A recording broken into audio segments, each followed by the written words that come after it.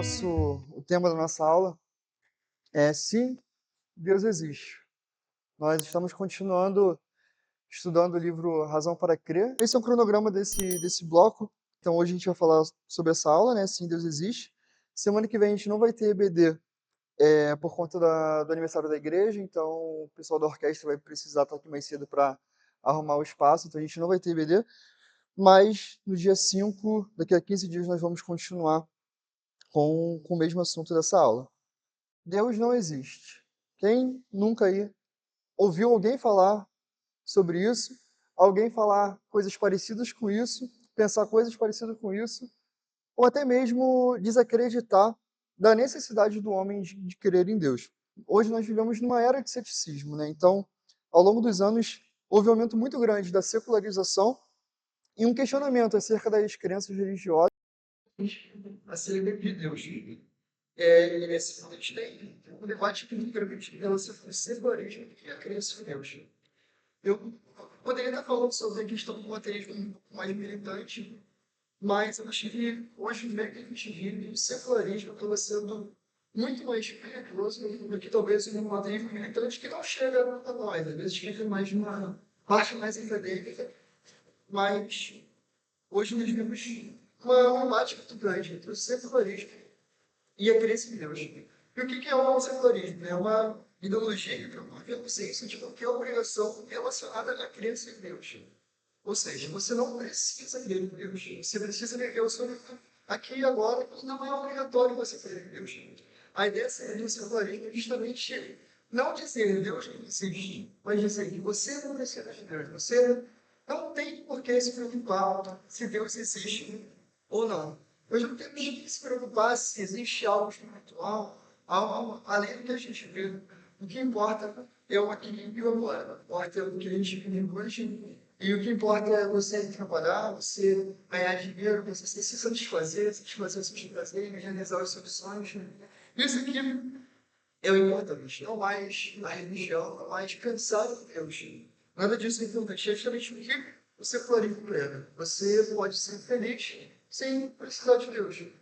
Só que, de alguma forma, isso acaba também, esse pensamento acaba dentro das igrejas. Pessoas que estão dentro da igreja assumem uma religião, mas não necessariamente crê em Deus de forma verdadeira. E aqui existe duas ideias, duas frases em latim que se opõem, né? Que é o carpe diem e o coram deo. Então, aquelas pessoas que adotam, né, o carpe diem é justamente você precisa aproveitar a sua vida, aproveite o seu hoje, seja feliz, busque realizar os seus sonhos. Mas, na realidade cristã, a gente precisa buscar pelo coram deo, viver diante de Deus, viver uma vida agradável a Deus, sabendo que o nosso trabalho, a nossa vida, tudo isso precisa viver para a glória de Deus. Mas hoje a gente vive essa era cética, de modo que a necessidade de pensar em Deus é algo que você não precisa, é algo opcional. Você pode pensar ou não em Deus e não faz diferença na sua vida. É o que a nossa era secular pensa. E diante desse mundo cético, tem pelo menos três razões pelas quais precisamos pensar e meditar na existência de Deus. Isso eu tirei de um texto de um apologeta muito famoso aqui na igreja. E diante desse ceticismo, algumas razões para pensarmos em Deus. Primeiro, que sem Deus a vida ela não tem significado, ela não tem sentido. Então, se nós não cremos em Deus, se é opcional crer em Deus, a nossa vida vai terminar na morte. A nossa vida aqui é apenas um momento pelo qual a gente está esperando a morte chegar. Não tem sentido viver, a vida não tem significado. Você pode até mesmo ser alguém que revoluciona a medicina, você pode ser um cientista que descobre a cura para uma doença, mas no fim tudo não vai valer de nada, porque todo avanço tecnológico, toda busca pela paz, pela união, pela paz no mundo, tudo isso é inútil, porque sem Deus a vida não faz sentido. Nós somos apenas poeira aqui que logo vai voltar ao pó e a vida vai seguir. Sem Deus a vida não faz sentido. Se Deus não existe, de fato não há esperança. Então, se Deus não existe, nós estamos presos em um mundo cheio de maldade, cheio de violência, que não tem nenhum tipo de esperança de redenção. A gente liga a nossa televisão, a gente vê tanta maldade, a gente vê tantas coisas ruins, e para aqueles que não creem em Deus, se de fato, se Deus não existe, tudo isso não há esperança além disso. Apenas a maldade. Então, a gente vai seguir o conselho que Paulo vai falar em 1 Coríntios 15. A gente pode comer, beber e amanhã a gente vai morrer. Já que não vai ter redenção, já que não vai ter esperança, não vai ter ressurreição, então a gente pode morrer. A gente pode comer e logo depois vai morrer. A vida ela não faz sentido, a vida não tem significado e não tem esperança. Não haveria eternidade se Deus não existisse. Não haveria redenção, não haveria ressurreição. Como Paulo também vai dizer em 1 Coríntios 15. Se a nossa esperança em Cristo se limita apenas a essa vida, somos as pessoas mais infelizes desse mundo. Se Deus não existe, nós vivemos uma vida para nada, sem esperança nenhuma e que logo vai ser extinguida. E essa é uma filosofia ateísta, né? Nas últimas quinta-feiras aqui o pastor ele comentou sobre isso, né? A visão escatológica daqueles que são ateus e é justamente uma escatologia sem esperança. É você viver esperando a morte chegar. É você viver por viver, sem propósito, sem sentido. Você pode até tentar buscar um propósito, o sentido, mas tudo isso não vai servir de nada, já que o seu destino é a morte. E a gente questiona, né, como alguém pode viver assim? Como a gente pode viver vendo o que a gente vê no mundo, como a gente pode desacreditar de Deus? Se desacreditarmos de Deus, a vida não faz sentido, não adianta vivermos, né? Mas se Deus existe, nós podemos conhecê-lo pessoalmente. Se ele existe, o fato de Deus existir, nós não encontramos apenas significado e esperança, mas nós encontramos também a possibilidade do Criador do mundo, do Deus soberano verdadeiro, se revelar a nós e nós provarmos o seu amor. O Deus Criador, aquele que é infinito, soberano, ele tem um amor profundo e ele quer manter um relacionamento conosco. E só nós podemos crer nisso, se crermos que há um Deus, crermos que há alguém que criou todas as coisas e que gerencia a nossa vida, que gerencia todo mundo. Esse Deus perfeito, ele preparou um plano perfeito para nós. Ele preparou um plano perfeito para se relacionar com homens imperfeitos. Nós podemos apenas crer nisso, se cremos em Deus. Então, crer em Deus faz diferença. Alguns filósofos como Albert Camus e Jean Paul Sartre, ele vai falar que a religião, né, você crê em Deus, isso faz bem para o homem, isso traz esperança para o coração do homem, mesmo sendo filósofos ateus. Algumas semanas atrás, nós ouvimos Gustavo falando sobre a necessidade da religião, quanto a religião ela é importante para o homem, e a gente vê que crer em Deus é bom para o homem e faz sentido. E é o que nós vamos discorrer um pouquinho na aula de hoje. Então, como nós podemos defender que Deus existe? Nós podemos defender quando a gente pensa sobre a existência de Deus, no provar que Deus existe, nós não podemos simplesmente pegar Deus e colocar num tubo de ensaio e tentar justificar de forma científica a existência de alguém que está muito além dos limites científicos, dos limites que cabem à nossa mente. Então, nós, quando queremos provar a existência de Deus para um ateu, por exemplo, nós não podemos simplesmente dizer para ele que Deus existe porque está escrito na Bíblia, já que um ateu ele não crê na Bíblia. Não adianta você tentar justificar a sua fé usando a Bíblia para alguém que não crê na Bíblia, porque as pressuposições dele, a cosmovisão de um ateu é diferente. Então, o homem ele é lotado de pressuposições e cosmovisões. O que seriam essas pressuposições? São as coisas que nós afirmamos, as coisas que nós assumimos. Então, são as nossas crenças fundamentais. São as afirmações que nós cremos de fato. Então, se nós cremos que 1 mais 1 é igual a 2, essa é uma pressuposição que a gente tem. Tem pessoas que creem que a Terra é plana, e é a pressuposição que ele tem. Tem pessoas que acreditam que se você deixar o teu chinelo virado de cabeça para baixo, sua mãe vai morrer. Essas são as pressuposições que as pessoas têm. Elas podem ser verdadeiras ou não, mas nós somos lotados de pressuposições. E essas pressuposições compõem a nossa cosmovisão. Então, a cosmovisão é justamente isso.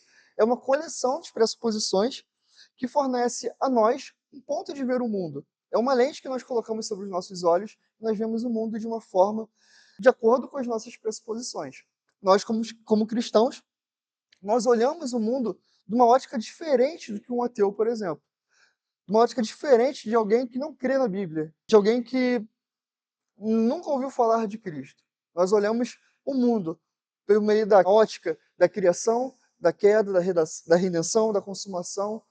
Nós vemos o mundo por meio daquilo que a Bíblia nos traz. Mas nós não conseguimos, por exemplo, tentar provar que Deus existe, ou provar certas coisas utilizando a Bíblia para pessoas que não creem na Bíblia, a não ser que o Espírito Santo trabalhe naquele coração e converta aquele coração, até então ela vai crer na Bíblia. Porque nós temos as pressuposições e cosmovisões totalmente diferentes. Um exemplo disso. Suponha que o Jean, ele chega para mim, ele vai dizer que ele chegou atrasado aqui na igreja porque ele pegou um engarrafamento ali perto da casa dele. Se ele falar isso para mim, eu vou acreditar, porque é possível que tenha engarrafamento perto da casa dele. A minha pressuposição é que aquilo é verdadeiro porque acontece de ter engarrafamentos no Rio de Janeiro. Mas se por acaso ele chegar para mim e dizer que chegou atrasado na igreja, porque tinha uma nave extraterrestre no meio da rua que impediu dele chegar à igreja, eu vou desconfiar dele.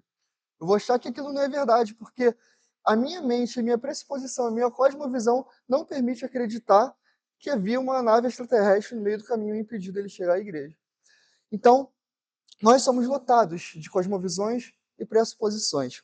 A fim de defender a existência de Deus, Sproul, nesse livro, ele vai partir de uma afirmação cristã, de uma pressuposição cristã de que o mundo existe e que foi criado por Deus, e ele vai, primeiro, rebater algumas ideias contrárias e, por fim, defender a fé cristã, defender aquilo que um cristão deve acreditar.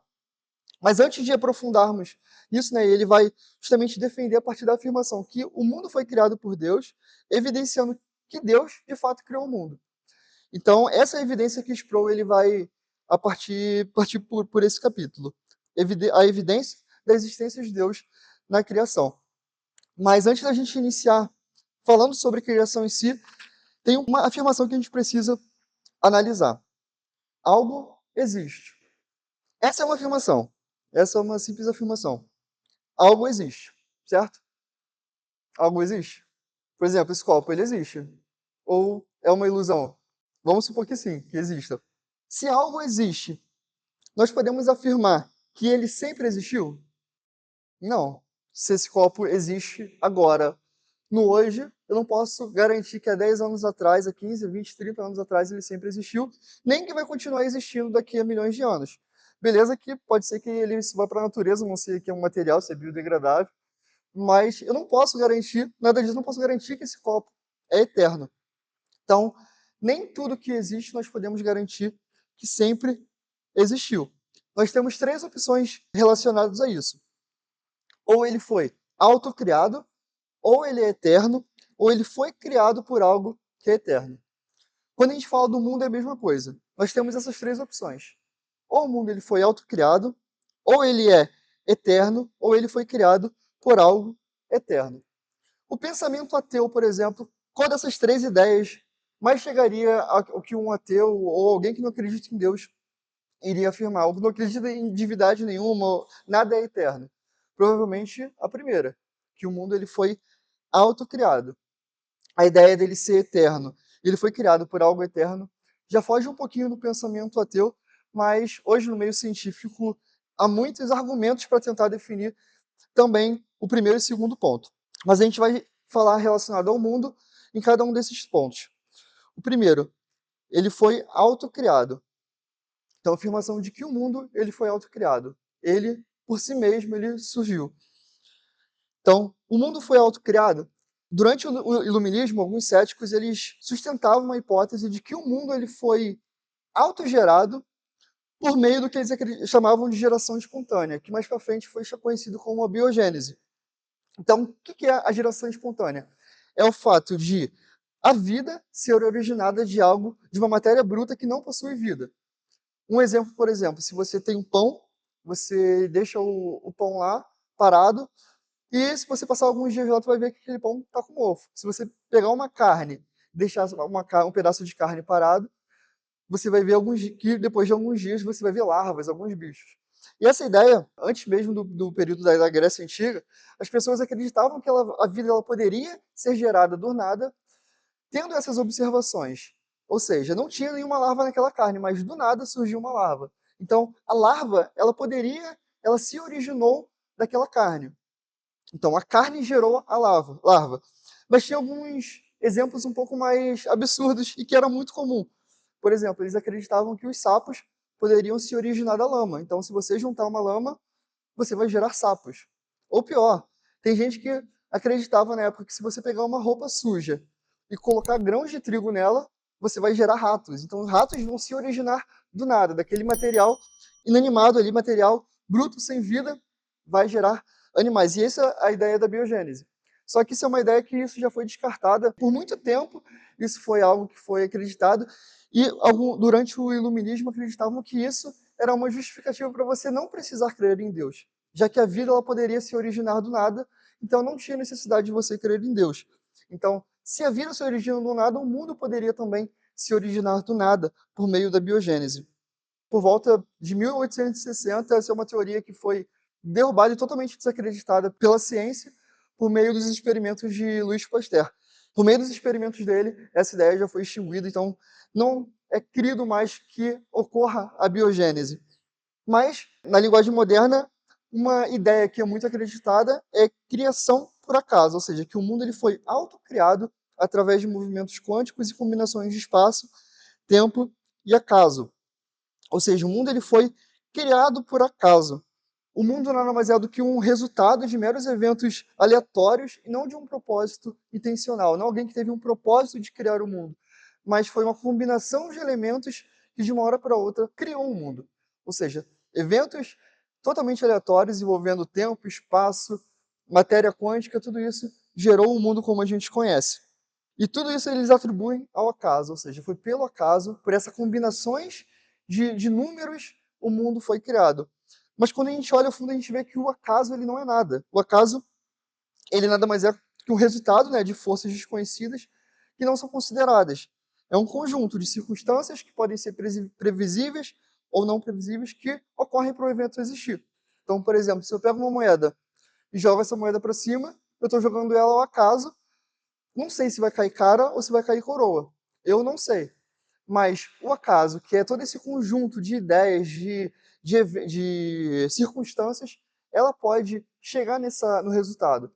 Então, por exemplo, se eu jogar uma moeda para cima, eu não sei se vai cair cara ou coroa. Para mim, é 50% de chance. Mas, por exemplo, se eu considerar que foi o acaso que consegue decidir, a gente está falando que se talvez a gente pegasse uma moeda e jogasse para o alto, mas considerasse a pressão do que o nosso dedo põe sobre a moeda, a densidade do ar, quantas rotações ela faz no ar, a gente talvez consiga chegar ao número próximo de qual seria a face que aquela moeda ia cair, cara ou coroa. Seria ao acaso, mas o acaso ele não tem poder. O acaso ele não consegue criar nada por si mesmo. Ele é apenas um conjunto de eventos, mas que ele não tem poder para criar nada. Então, Sproul ele vai dizer, né, que recorrer ao acaso como um agente criador é o fazer uma afirmação irracional e não conclusiva. Ou seja, você não sabe, então você diz que é o acaso, sem necessariamente considerar o que pode ser que tenha criado o mundo ou não. Então, essas são algumas duas teorias de que supõe-se que o mundo ele foi autocriado. Mas quando a gente se aprofunda, a gente vai ver que precisa de um agente criador ou esse ser é um ser eterno. Então, muitos cientistas hoje acreditam na ideia de que o mundo não foi criado do acaso, mas que ele desde sempre existiu, que é o segundo ponto que a gente vai ver aqui, que o mundo ele é eterno. E existem alguns embasamentos ao longo de toda a história referente a isso.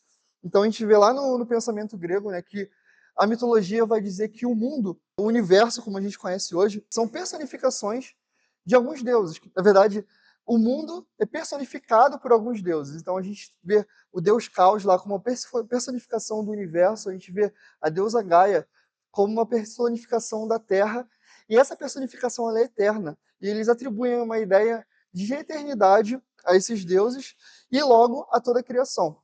Então, se Gaia é a deusa que controla todas as coisas e que cria todas as coisas, e ela é eterna, e o mundo está contido nela, então o mundo é eterno por causa de Gaia. Quando a gente vê a filosofia grega, Heráclito ele vai defender que o mundo ele faz parte de um ciclo eterno de transformação. Quem esteve também algumas semanas aqui no estudo de quinta-feira, o pastor vai falar também sobre a escatologia baseado no pensamento grego, eles tinham também essa ideia da história como algo cíclico. Então o mundo ele vai se transformando, a história vai se repetindo, o que aconteceu ontem provavelmente vai acontecer mais para frente, e essa é a ideia do mundo, e assim o mundo sempre existiu. Ele é eterno, porque ele sempre existe. É um ciclo que vai toda hora se repetindo. O pensamento hinduísta, eles também acreditam, né, que são ciclos infinitos, mas ciclos infinitos de criação, manutenção e destruição, que eles vão chamar de kalpa. E cada kalpa dura cerca de 4 bilhões de anos. Então, a cada 4 bilhões de anos, o mundo vai sendo criado, vai sendo mantido e, por fim, vai sendo destruído. Só que eles acreditam que são deuses que fazem isso. Então, um deus vai lá, destrói, e o deus Brahma vai lá e cria. E assim é por toda a eternidade, e assim está desde sempre. Então, o mundo ele é eterno nesse sentido, porque ele está sendo criado e recriado, criado e recriado há bilhões e bilhões de anos. Quando a gente pensa nas teorias modernas, eu separei aqui 3 teorias mais comuns, que a primeira é o modelo cíclico, onde o universo ele passa por uma série infinita de ciclos de expansão e contração, seguida de um encaixe e logo depois um Big Bang, onde ele explode. Depois de um tempo, ele se reduz, e essa redução é chamada de Big Crunch. Então, acaba sendo um ciclo vicioso que está aí por toda a eternidade. O mundo se expandindo, se contraindo, se expandindo, se contraindo. Mas também é uma ideia que é um pouco desacreditada no meio científico, porque nas análises cosmológicas que tem, não há sinais de que o mundo ele tenha se expandido. Pelo contrário, cada vez mais que o tempo passa, é notável que o mundo ele tem se expandido mais do que ele se contraído. Então essa ideia é um pouco já desacreditada no meio científico. E a gente tem algumas teorias que parecem um pouco absurdas, mas tem pessoas que creem. Inclusive, ultimamente é muito comum as pessoas acreditarem. Então, nas teorias do multiverso. Primeiro, a inflação eterna é de que, ao longo do tempo, novos universos têm sido gerados. Então, é como se cada universo fosse contido dentro de uma bolha. Cada bolha tem um universo ali. E, com o tempo, vão criando ramificações. E esse universo vai se expandindo cada vez mais. Vão criando os novos universos. O outro modelo é a interpretação de muitos mundos. Essa é uma ideia um pouco que a gente conhece, baseada aí nos filmes da Marvel, na ideia de ramificações diferentes por meio de eventos específicos. Então, cada evento quântico ele pode gerar uma ramificação que pode criar em uma outra dimensão um novo mundo, um novo universo. Então, as minhas escolhas podem criar diversos universos e eles podem, de alguma forma, interagir um com o outro. Não sabemos como, mas muitas pessoas creem isso.